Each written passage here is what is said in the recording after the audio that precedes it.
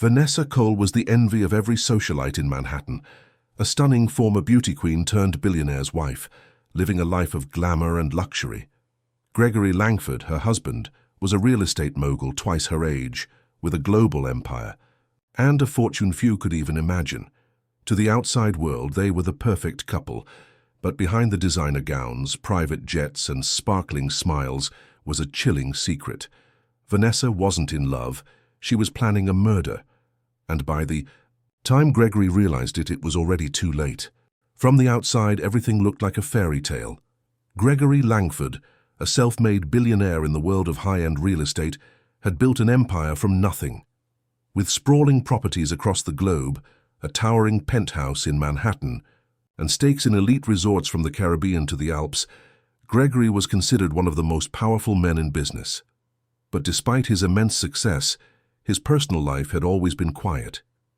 That changed the moment Vanessa Cole entered the picture. Vanessa was nearly 30 years younger than Gregory. She had risen to moderate fame as a beauty pageant contestant and later carved out a niche for herself as a luxury lifestyle influencer on social media. Her feed was a curated dream. Designer gowns, exotic vacations, champagne breakfasts, and exclusive events. Many believed she was chasing fame, but when she began appearing on Gregory's arm at charity galas and business functions, the speculation turned serious. Within a year of their first public appearance together, Gregory and Vanessa were married in a private ceremony on the Amalfi Coast. Photos leaked to tabloids showed the bride in a $1 million gown and the groom beaming with pride. The world called it a storybook romance. Vanessa described Gregory as her soulmate in carefully written captions, and Gregory spoke of her as the light that had reignited his life. Their wedding became a media event, with outlets praising the unlikely match as a testament to love's power to surprise. But not everyone was convinced. Gregory's longtime friends and business partners raised concerns in private. He had changed his will only 3 weeks after the wedding, giving Vanessa full access to his estate in the event of his death. Though Gregory had adult children from a previous marriage, they were noticeably absent from the ceremony. Whispers began circulating among insiders.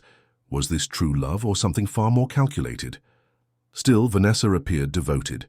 She moved into Gregory's sprawling estate in Palm Beach, hosted lavish charity events, and began managing select aspects of his social calendar. Cameras captured them smiling at award ceremonies, dining with foreign dignitaries, and attending art auctions. But inside the mansion, there were signs of strain. Gregory's staff noticed changes in his behavior. Once energetic and commanding, he began missing meetings and retreating into his private quarters for days at a time. He lost weight rapidly and seemed constantly fatigued. Initially, he blamed work stress and insomnia. But his doctor began noticing unusual symptoms: tremors, memory lapses, and chronic nausea. Vanessa dismissed these concerns publicly, brushing off questions and maintaining that Gregory was simply working too hard and needed rest. Behind the scenes, she started taking more control of financial matters, consolidating assets and meeting with advisors without Gregory present. When close associates asked to speak with Gregory, they were told he was too tired or not up for visitors. Some began to suspect that something wasn't right, but without proof, no one dared accuse Gregory's young wife of wrongdoing. As Gregory's health continued to decline, Vanessa's influence grew. The man who had once built a fortune brick by brick was now a shadow of himself. What looked like love to the public eye was, in truth, the first act in a carefully crafted plan, a plan that would soon turn deadly. Gregory's decline was no longer something that could be hidden. Once the commanding presence in any room, he had become frail and withdrawn. Employees at his Palm Beach estate whispered behind closed doors about how drastically he had changed in just a few months. He barely left his bedroom, cancelled public appearances, and seemed confused during conversations. His eyes, once sharp and intense, now looked vacant. The man who had once closed billion-dollar deals now struggled to remember the names of his staff. His personal physician began noticing patterns that raised red flags. Gregory's symptoms didn't align with any known illness he had previously suffered from. His blood work showed inconsistencies, unusual enzyme levels and organ inflammation that couldn't be explained by stress or age alone. The doctor quietly suggested a full toxicology screen, but Vanessa intervened. She insisted Gregory didn't need additional tests, claiming they were only adding to his stress. Strangely, she also requested that all medical updates be sent directly to her, bypassing Gregory entirely. This decision made the doctor uncomfortable, but Vanessa was persuasive and reminded him of the confidentiality agreement he had signed. Around this time, Gregory began expressing concern to his longtime assistant. He spoke about not feeling safe in his own home. He refused meals unless they came from a specific chef and started locking his bedroom door at night. These behaviors at first glance appeared paranoid, but they also suggested that Gregory suspected something wasn't right. His assistant urged him to revisit his will and estate plans. Gregory agreed and called his attorney to schedule a meeting. What happened next only deepened the mystery. Just 2 days before that meeting was set to take place, Gregory collapsed at a charity event in Miami. Paramedics arrived quickly and he was rushed to the hospital. Doctors treated him for heart, irregularities and acute dehydration. Vanessa was calm and composed throughout the ordeal. She answered questions with confidence and downplayed the incident, calling it a reaction to overexertion. The next morning, while Gregory remained hospitalized, Vanessa was photographed shopping at high-end boutiques in Milan. Her spokesperson later claimed it was a scheduled trip, unrelated to Gregory's health emergency. Within 2 weeks, Gregory was dead. The official cause of death was listed as heart failure. A quiet funeral was arranged, and per Vanessa's instructions, Gregory's body was cremated just 48 hours later. His children were notified after the fact and were stunned by the suddenness of it all. Vanessa managed every detail of the process, controlling communications and overseeing the distribution of Gregory's estate. His staff, still reeling from the loss, were instructed to vacate the property unless invited back by Vanessa. People who knew Gregory couldn't make sense of it. He had been ill, yes, but no one expected him to die so quickly, especially not without a clear diagnosis. Whispers of foul play began spreading, but without a body to examine, there was little anyone could do. Vanessa, meanwhile, stepped into her new life with elegance and ease, wearing black not out of mourning but as a symbol of power. The fairy tale had ended, but the darkness behind it was only just beginning to surface. In the weeks following Gregory's death, Vanessa Cole stepped into the role of grieving widow with calculated precision. She moved swiftly, contacting lawyers, liquidating assets, and making arrangements to transfer ownership of multiple properties. Within just a month, she had sold Gregory's Aspen chalet, his New York penthouse, and one of his yachts. Despite public statements about honoring her late husband's legacy, her actions spoke of someone eager to untangle herself from it. The press, which had once gushed over their whirlwind romance, began to shift its tone. Headlines that once celebrated their love now raised questions about Vanessa's intentions. But with no criminal investigation and no physical body to re-examine, there was nothing concrete to pursue. The estate was settled quickly. Vanessa walked away with over $1.2 billion in cash, assets and shares in Gregory's business empire. His children contested the will, citing mental instability and undue influence, but their legal efforts failed. Gregory's signature on the revised documents was clear, and Vanessa had airtight legal backing. Shortly after securing the fortune, Vanessa quietly relocated to Monaco. She purchased a luxury penthouse in the heart of the city and surrounded herself with a new social circle: tech moguls, oil heirs, and aging royals. No longer just a celebrity wife, she had become an elite figure in her own right, invited to private galas and discreetly approached for philanthropic partnerships. Her online presence shifted too. Gone were the couple's photos and affectionate tributes. In their place were curated images of opulence, private jets, diamond-encrusted watches, and champagne-fueled weekends on the French Riviera. But while the world watched her glamorous transformation, someone else was paying closer attention. Rachel DeWitt, a seasoned investigative journalist, had followed Gregory Langford's career for nearly a decade. She had interviewed him several times and had always found him sharp, focused, and deeply protective of his empire. His sudden death had struck her as odd, and Vanessa's rapid financial moves only heightened her suspicion. Rachel began pulling at loose threads. She started with public records, real estate transactions, corporate filings, travel manifests. What she discovered didn't sit right. There were multiple shell companies linked to Vanessa, created just before Gregory's health began to deteriorate. One of them, registered in the British Virgin Islands, had been used to purchase rare chemicals not commonly found in households or used in cosmetics. Rachel traced this activity back to a man named Leo Mendez, a former chemist with a shadowy past. Leo had once worked in pharmaceutical development, but was fired after being implicated in an international smuggling case involving toxic compounds. Since then, he had resurfaced as a consultant, operating under different aliases and offering his services to private clients. The connection between Vanessa and Leo was subtle, encrypted emails and off-the-record financial transactions, but Rachel believed it was enough to warrant further investigation. What had started as curiosity quickly turned into an obsession. Rachel compiled a dossier and approached law enforcement with her findings. Though skeptical at first, investigators began to look into Vanessa Cole. She had built the perfect image, but beneath the diamonds and designer gowns, cracks were beginning to form.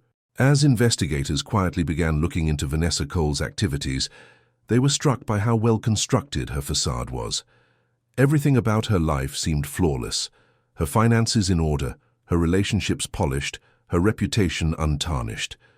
But once they started digging beneath the surface, inconsistencies began to emerge. With the help of Rachel DeWitt's research, authorities secured court orders to access encrypted communications, offshore financial records, and private messages stored in the cloud. What they uncovered painted a very different picture of the glamorous widow. Vanessa had used a series of fake business names to purchase rare and restricted chemical compounds, some of which were known to be extremely difficult to detect in the human body post-mortem. These substances were obtained through a contact in Europe and paid for through cryptocurrency, carefully disguised as research purchases for a non-existent cosmetics company. But there was no lab, no research, and no legitimate business, only shell corporations created for one purpose: cover-up. Investigators traced one of the transactions to a company account that had sent money to Leo Mendez just 6 months before. Gregory's health began to fail. Mendez, already known to law enforcement for his prior involvement in illegal chemical sales, had gone underground, operating behind multiple layers of anonymity. But with pressure mounting, agents located him in Barcelona. Faced with extradition and a long prison sentence, Leo agreed to cooperate. His confession changed everything. Leo admitted that Vanessa approached him under a false identity, claiming she was writing a novel and needed help understanding how poisons worked. At first he thought nothing of it. He had dealt with eccentric clients before. But as the communication continued, she began requesting more specific information: dosage calculations, compounds that would break down quickly in the bloodstream, toxins that mimicked heart conditions. Eventually, she ordered a customized substance that would cause long-term organ damage, administered in small amounts leading to gradual but fatal decline. Mendez shipped the compound in small vials, hidden inside beauty products. Vanessa's internet history, once recovered, showed hours of research into poisoning methods, undetectable toxins, and inheritance laws. Surveillance footage from Gregory's estate showed her bringing drinks to him personally, at times when staff were dismissed for the evening. Investigators believed she had slowly administered the poison over several months, ensuring Gregory's symptoms would appear natural and non-suspicious. The breakthrough allowed authorities to file for arrest. Vanessa was in Monaco, unaware that her carefully built empire was beginning to fall apart. She was placed under surveillance while extradition papers were filed. Her communications were monitored and her associates quietly questioned. One of her private assistants came forward, revealing that Vanessa had instructed her to destroy a locked box shortly after Gregory's funeral. That box was recovered from a storage unit under Vanessa's name. Inside were burner phones, handwritten, notes about chemical compounds, a digital ledger of payments made to Leo, and most damning of all, a signed but unfiled version of Gregory's will, which significantly reduced Vanessa's inheritance. When officers arrived at her penthouse, Vanessa didn't resist arrest. She remained poised, denying everything as she was led away in handcuffs. But the illusion was over. The story of the gold-digging widow had taken a dark, irreversible turn, and now the truth was finally coming to light. The arrest of Vanessa Cole sent shockwaves through international headlines. Once hailed as a fashion icon and philanthropist, she was now portrayed as the cold, calculating widow who had orchestrated the slow and deliberate murder of her billionaire husband. The glamour that had once shielded her from suspicion now only served to highlight the contrast between the life she projected and the truth that was unraveling behind it. Vanessa was extradited to the United States under high security. The prosecution built a formidable case against her, anchored by Leo Mendez's confession, financial records, and the damning contents of the storage unit. Though Gregory Langford's body had been cremated, eliminating any chance of a toxicology test, the mountain of circumstantial and digital evidence was overwhelming. Prosecutors argued that Vanessa had used manipulation, charm, and long-term planning to slowly poison Gregory while isolating him from those who might have intervened. The trial was one of the most highly publicized events of the year. Media outlets covered every detail: her court appearances, her icy composure, the defense's desperate attempts to frame the evidence as circumstantial. Vanessa maintained her innocence, insisting she had loved Gregory and that the charges were part of a smear campaign orchestrated by his bitter children and ambitious prosecutors. But the jury wasn't convinced. The testimony of Leo Mendez was especially damaging.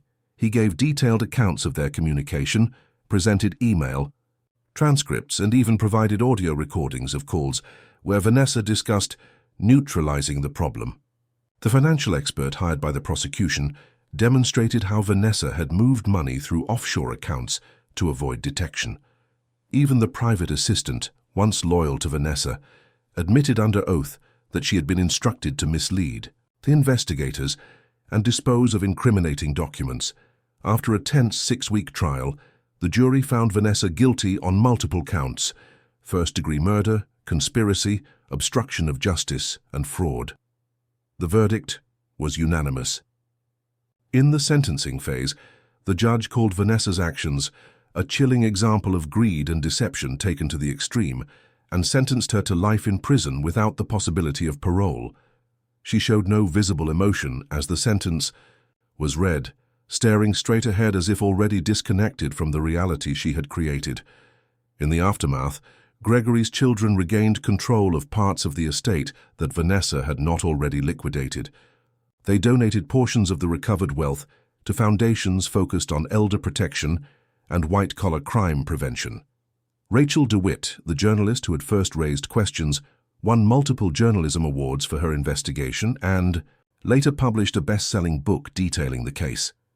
Vanessa faded from the public eye as quickly as she had once captured it. Locked away in a maximum security prison, her designer dresses and lavish lifestyle were replaced by cold routines and harsh concrete.